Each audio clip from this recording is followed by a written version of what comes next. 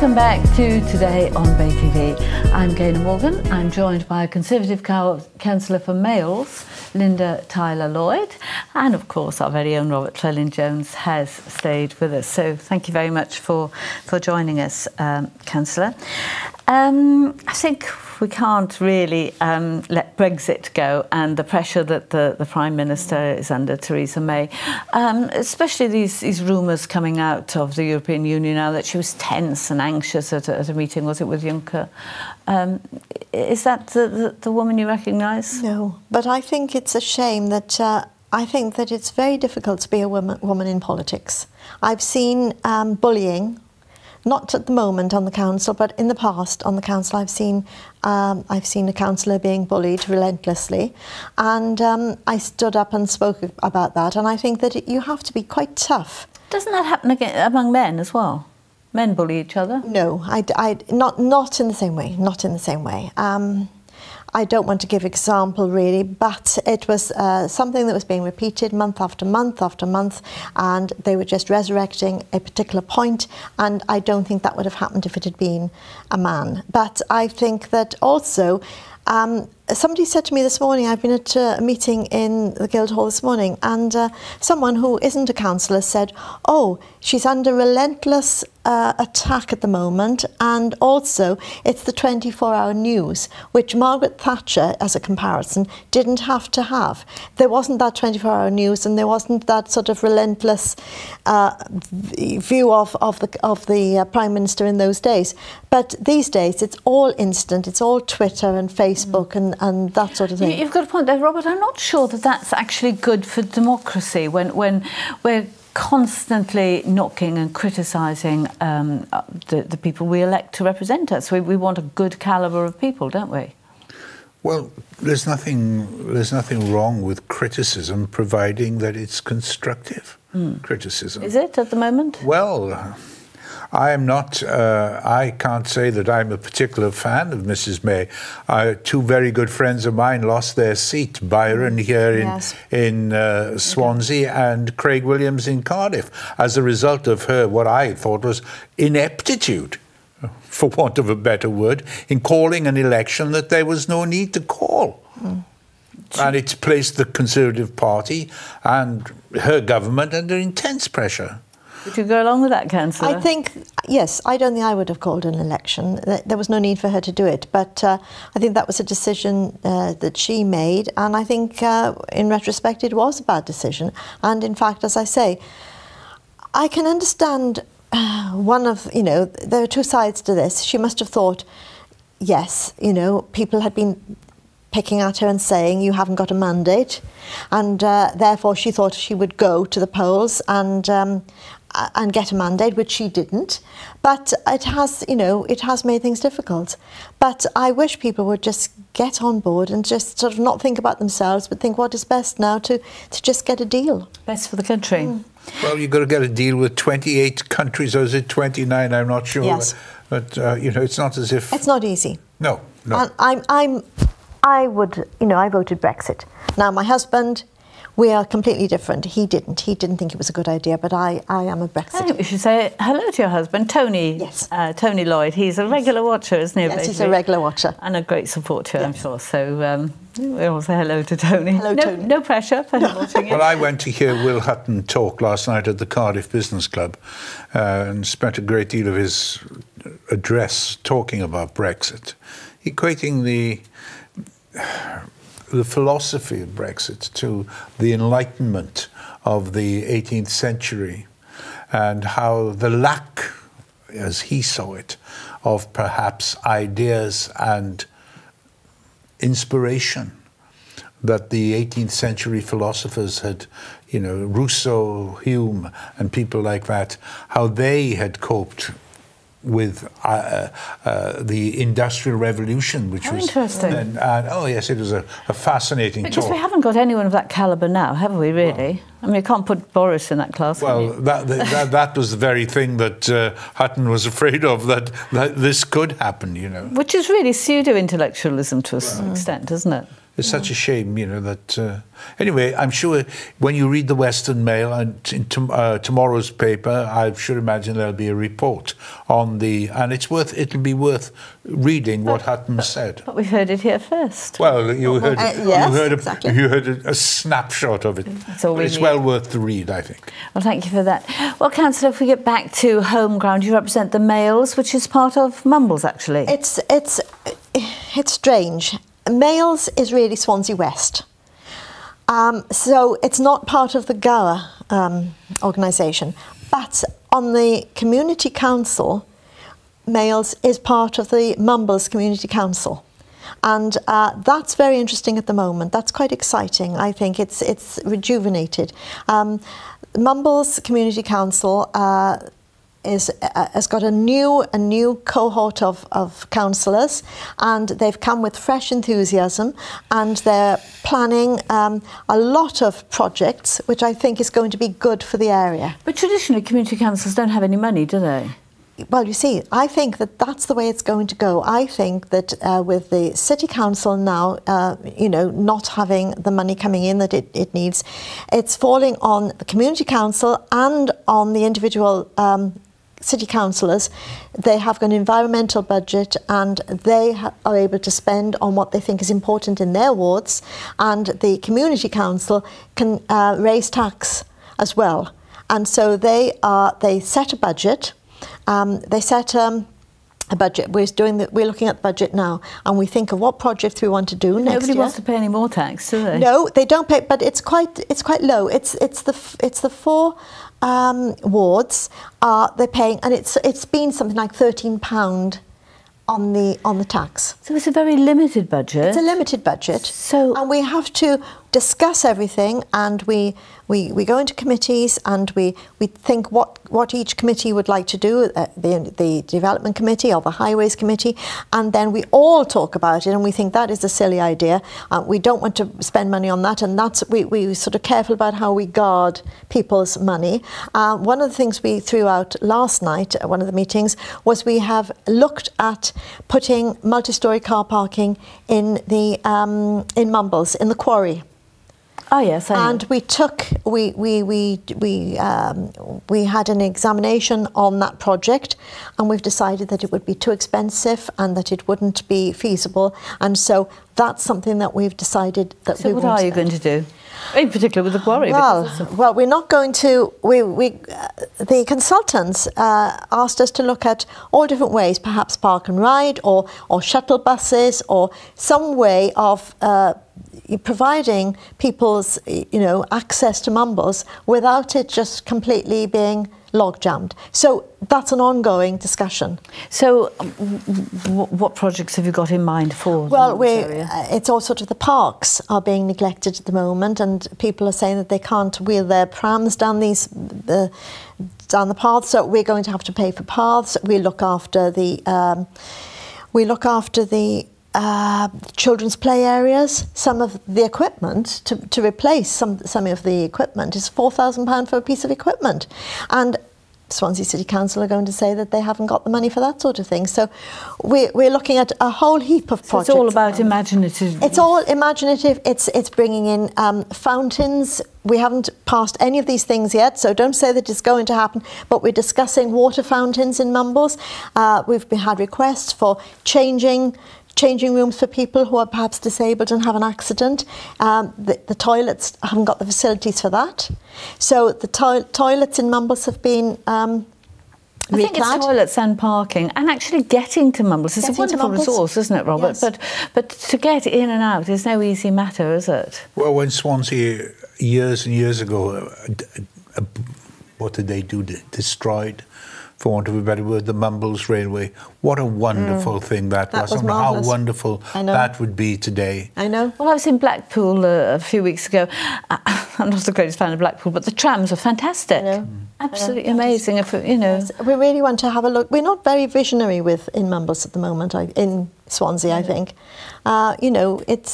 it's hard because my husband hates going on holiday with me, because when I go to somewhere like Bournemouth or Cornwall, I go, oh, look at that, look how clean this is, look at this, why haven't we done this in Swansea? And at the moment, there are lots of things in Males that I'm waiting for the highway people to cost, to see if I can afford to pay for this, because there are, you know, Males Road is one of the gateways to Gower, and yet we have problems there with people parking on the grass verges. So it's all on the boil. Watch it's all on the boil. And thank you very much, Okay. Councillor Linda Tyler Lloyd. I'm very grateful to you, and thank you as well, Robert. Thank you, Gaynor. And we'll see you after the break.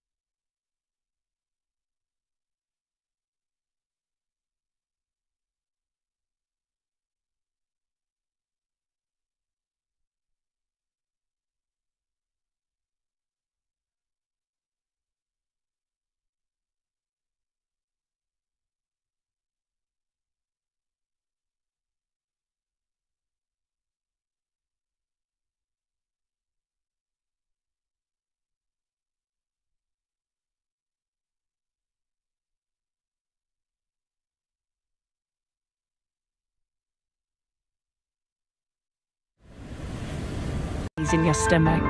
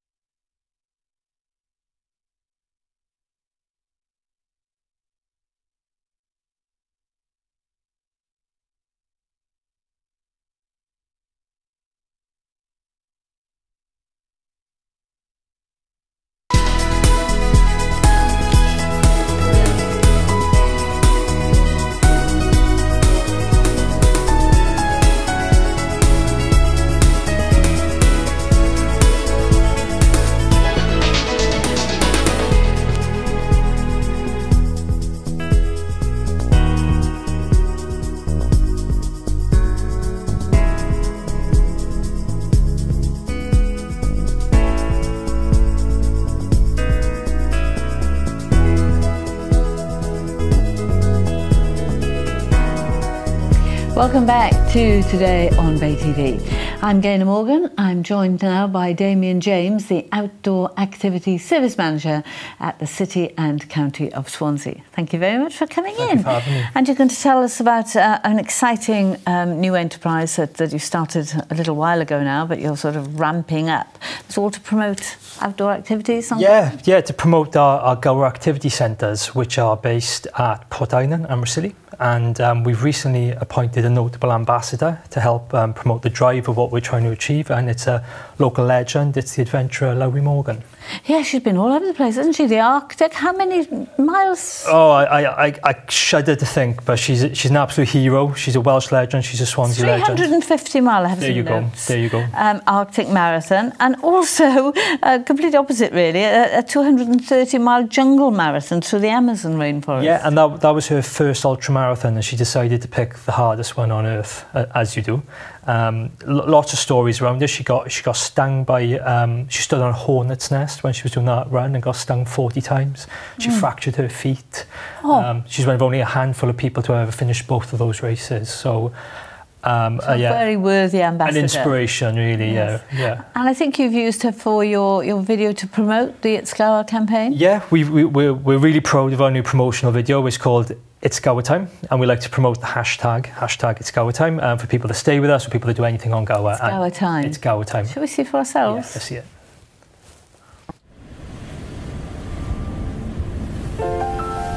There's something really magical and calming about the ocean. That excitement of learning something new. Whether or not you do master it on the first go.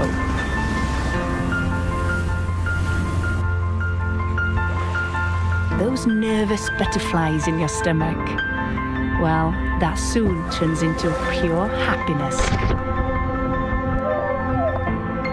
So much to see and explore. Around every corner is a new adventure. On the right day, you really could be anywhere. Finishing each day with not a drop of energy left, but a huge smile on your face. That feeling is why I have to come back.